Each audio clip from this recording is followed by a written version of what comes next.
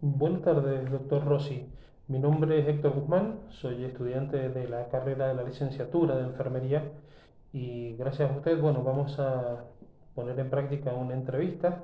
Esta entrevista va a ser basada exclusivamente en temas puntuales que se manejan hoy en el área de la salud.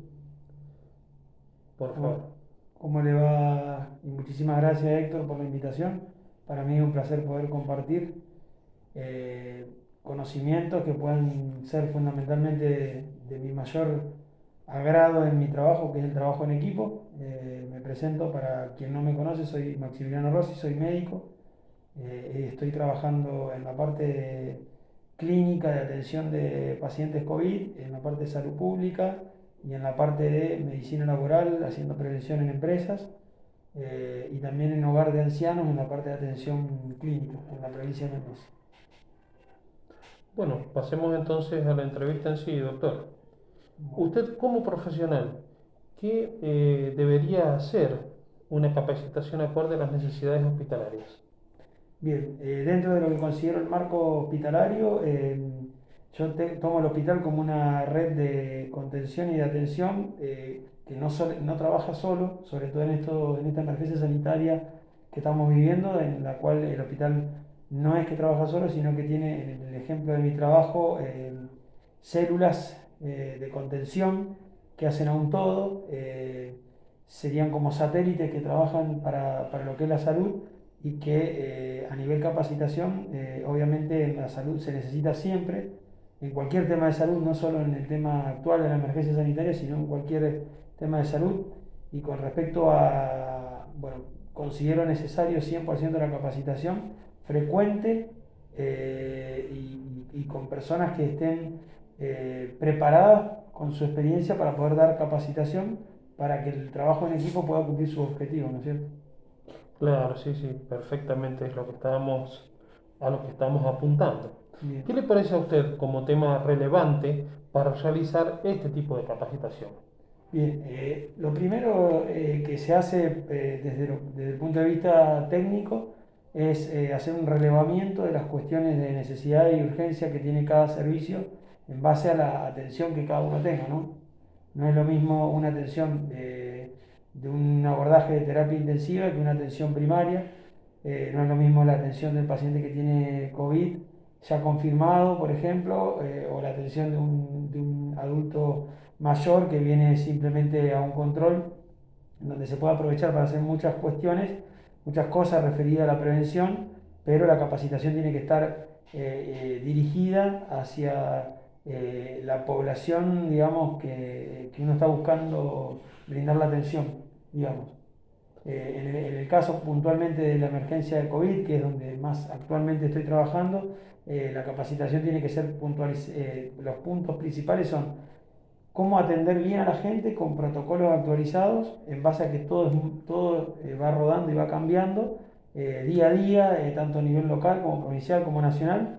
Y por otro lado, que quienes sean los capacitadores sean personas que están dentro del trabajo y que a la vez cumplan un rol estratégico en la gestión de todo servicio, tanto en un hospital como en una red descentralizada como en la que trabajo yo. Claro, sí, sí. ¿A quién considera usted que es de vital importancia para realizar esta capacitación y por qué cree usted que es necesario? Bueno, como venía diciendo, el por qué, porque soy un convencido que el trabajo en equipo es el secreto para el logro de los objetivos.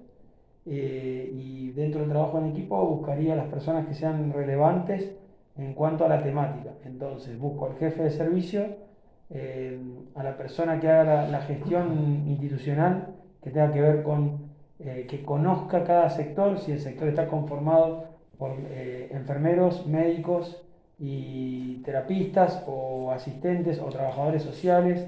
Quienes sean del equipo de salud, buscaría un referente y ese serían las personas. Formaría un equipo, un comité de trabajo que por las necesidades que son obvias y en la falta de tiempo tendría que ser una reunión que por lo menos sea 2 veces al mes, en donde se traten todos los temas y se evalúen todas las situaciones. Y cada sector pueda presentar según el mismo tema cómo lo ve, cómo lo mira y que haya siempre un coordinador.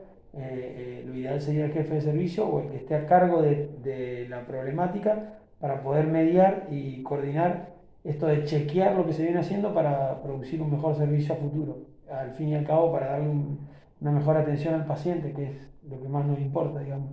Por lo menos eh, hemos estudiado todos los que pertenecemos al sistema de salud para tratar de cuando se puede curar y cuando no se puede aliviar, y bueno, y básicamente estoy convencido que si uno no se para y estudia y evalúa los riesgos de lo que está haciendo, no puede dar un paso positivo al corto plazo por esa falta de capacitación y por esa falta de entendimiento. A su vez, quiero agregar, déjame que te agregue que este trabajo en equipo, una vez que uno le agarra la mano, hace que se generen vínculos fuertes entre los actores. Eh, el enfermero es una de las herramientas principales como recurso, como personal de salud, para acercarse al paciente, pero el enfermero, cuando el paciente percibe que le dice una cosa, pero el médico le dice otra, y viene otra persona y le dice otra, o viene el director del hospital o sanatorio, o la clínica, o del nosocomio que corresponda, el paciente pierde credibilidad. Y una de las fuerzas que tenemos que tener es estar bien capacitados al trabajo en equipo, y por eso considero que estos son los actores elementales y fundamentales para el logro de este objetivo. Claro, sí, sí, sí, muy, muy, muy claro lo que usted nos está, el abordaje que ha tomado de esta situación. Ahora, ¿cómo se haría cómo se abordaría la temática desde el punto de vista de dónde saldrían los recursos, cuáles serían las formas o cómo serían, qué tipo de actitud tomarían ustedes frente a este tipo de introducción, de qué forma lo manejarían y sobre todo los recursos, cómo los generarían? Los recursos yo creo que hay que generarlos desde el punto de vista, no son recursos económicos, esto es una ventaja, son recursos humanos. Dentro de la planificación que se hace anual, cuando comienza el año y tienen que las personas que conducen armar el plan de capacitaciones y el plan anual de trabajo, contemplar esto de como que se hace en las residencias médicas, por ejemplo, de tener cada tanto tiempo una jornada de capacitación que a veces le llaman ateneos, pero tratar de hacerlo en un tiempo según necesidad, porque puede haber una urgencia, obviamente, y se puede tener que armar una reunión exclusiva, no pasar de más de 2 semanas y tenerlo, el recurso tiene que ser estratégico, tiene que estar dentro de la agenda de la gestión de la salud pública del lugar, la reunión interna del personal para tener esas capacitaciones. Entonces, todo protocolo nuevo que salga va a estar actualizado, porque no van a pasar más de 15 días.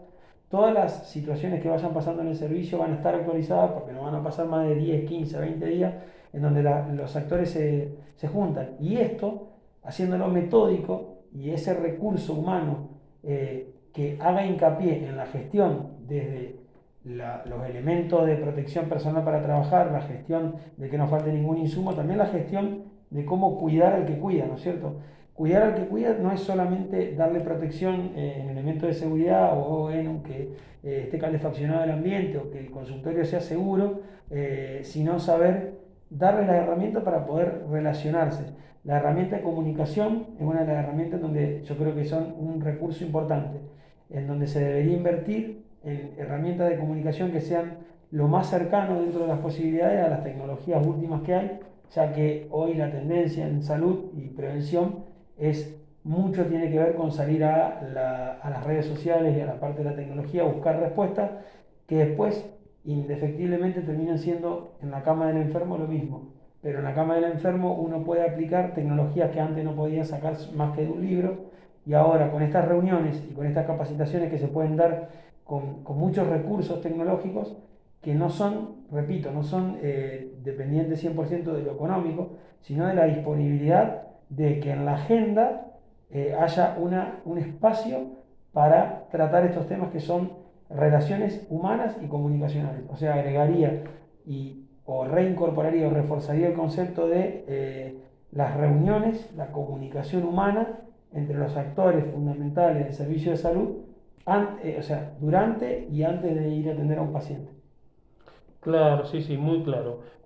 Ahora, en este tipo de capacitación, ¿le parecería a usted que necesariamente tiene que llevar una evaluación final?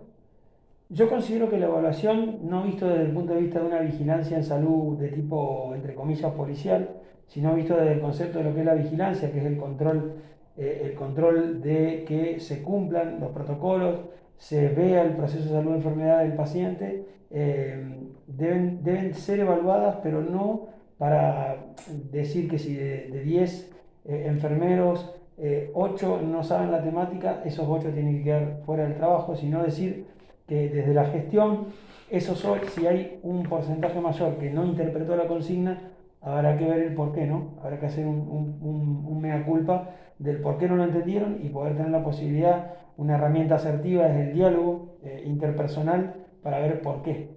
Y esto yo creo que es un concepto innovador porque no lleva más de 10 minutos tener una charla con un colega enfermero y preguntarle, ¿qué entendiste?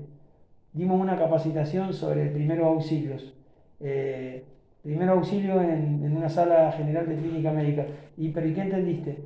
Y no, la verdad que no entendí nada, porque la verdad que la forma que la dieron yo no la entiendo, yo no tengo internet en mi casa. Y quizá la clave de que no entendió era esa falta de herramienta comunicacional de entender, ¿estuviste de acuerdo? ¿Te gustó la charla? Bueno, la evaluación tiene que ser basada en eso, no solo en el concepto.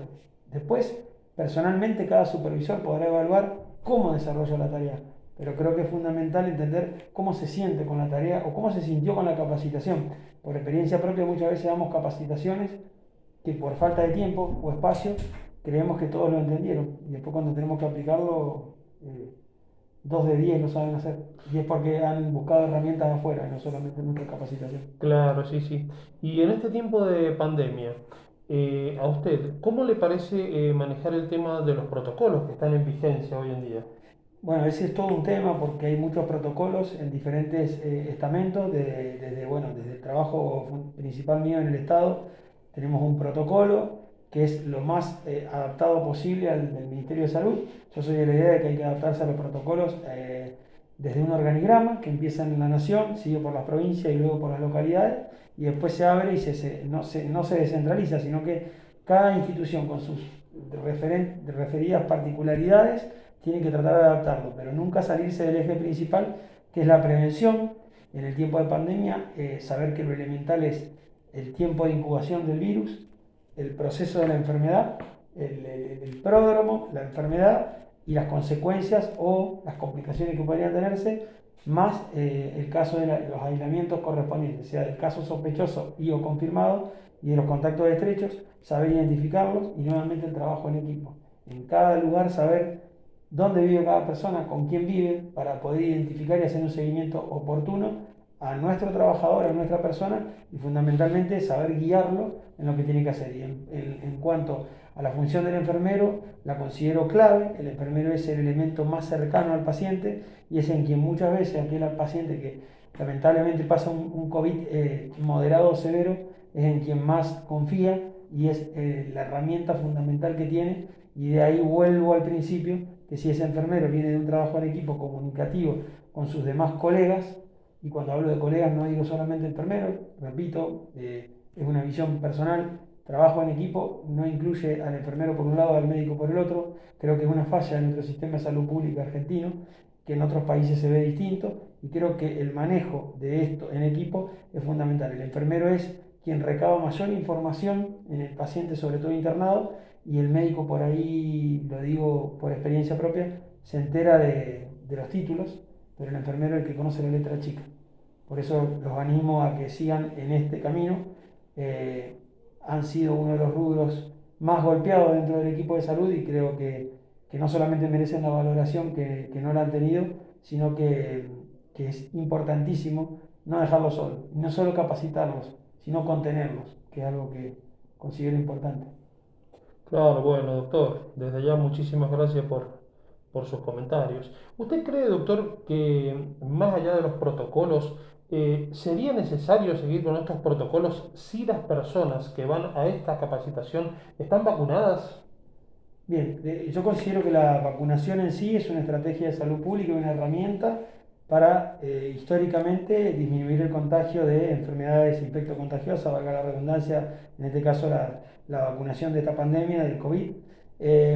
Pero creo que la vacunación es parte de un todo y no es un todo en sí. Es decir, no va a terminar solamente una pandemia porque la gente esté vacunada, sino porque se cumpla el uso de elementos de protección personal, el distanciamiento social correspondiente, el compartir no más de 15 minutos en lugares cerrados, y creo que eso de la mano con la vacunación, que va a evitar formas graves, si bien no evita el contagio, pero evita formas graves, más el aporte de que las entidades que generan estos fármacos, estas vacunas, eh, generen que se pueda seguir trabajando en equipo en la prevención, la vacunación invita a que se retoquen los protocolos para incentivar a la gente que se siga cuidando, para evitar que esta famosa situación que vemos a la diaria, yo total estoy vacunado. Porque ese total yo estoy vacunado me puede llevar a que, bueno, entonces yo me saco el barbijo, entonces yo me reúno con mis amigos a comer asado porque total estoy vacunado. Si uno educa en salud, estaría enseñando que la vacunación es una parte clave, que creemos clave en la prevención, pero que no es el todo, es parte de un todo. Claro, sí, sí. Y según sus dichos, doctor, ¿usted qué considera más viable para este tipo de capacitación? ¿O un lugar cerrado y ventilado, o le parece a usted algo más acorde a hacer las temáticas al aire libre? Bien, por la experiencia que tengo, donde más funciona es en el lugar más cercano donde el trabajador sienta que cumple sus funciones laborales, si es al aire libre con los cuidados respectivos al clima, porque tampoco podemos hacer una capacitación. Los protocolos mismos lo dicen, cantidad de personas y lugares.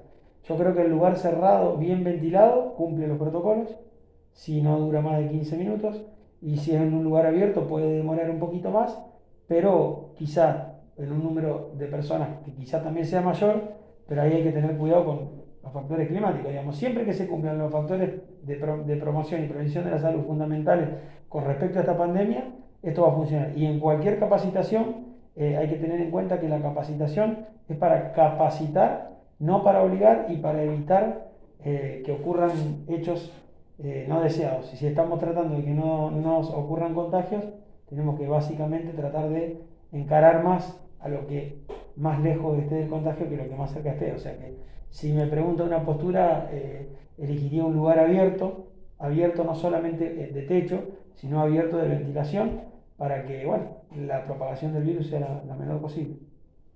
Bueno, doctor Rossi, bueno, le voy a agradecer mucho por sus comentarios y desde ya, muchísimas gracias, muy amable y será hasta la próxima. No, gracias a ustedes por tenerme en cuenta. Hasta luego.